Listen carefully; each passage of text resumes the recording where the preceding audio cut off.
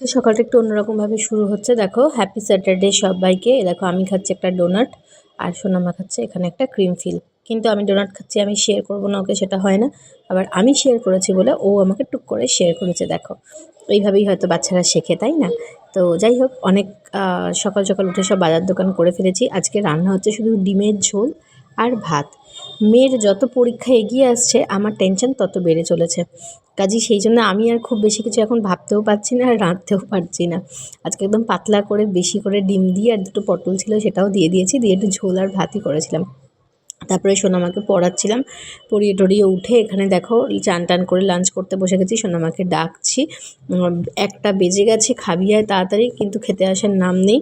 আর কি বলবো, আমার খিদে পেয়ে গেছে, আমি এখন তাড়াতাড়ি করে খেয়ে নিই আগে বলে তারপর ওকে খাওয়া দাওয়া করালাম। করে খেয়ে দিয়ে উঠেই দেখো এখানে বসিয়েছে এই সব কটাকে দিয়ে পড়াচ্ছে, ওদেরকে মারছে ধরছে, কী কাণ্ড করছে যে কি বলবো।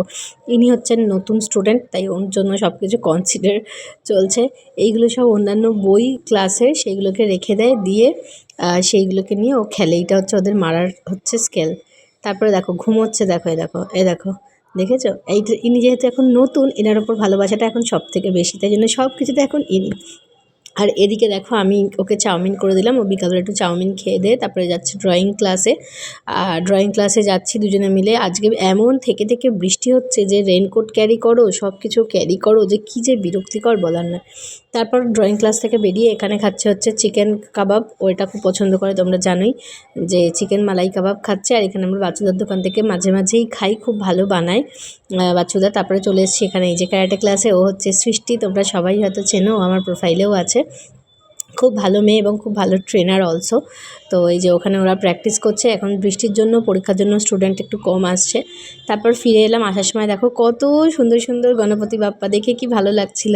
তো তারপরে বাড়িতে এলাম, এসে হাত পা মুখ ধুয়ে আগে ডিনারে বসে গেছি। আজকে রুটি করে যায়নি, সেই জন্য রুটি কিনে নিয়ে এলাম, রুমালি রুটি আর ডিম। আর মিস্টার দাস খেলো ভাত। এইভাবেই আমরা আমাদের দিনটা কাটালাম। স্যাটারডে শেষ।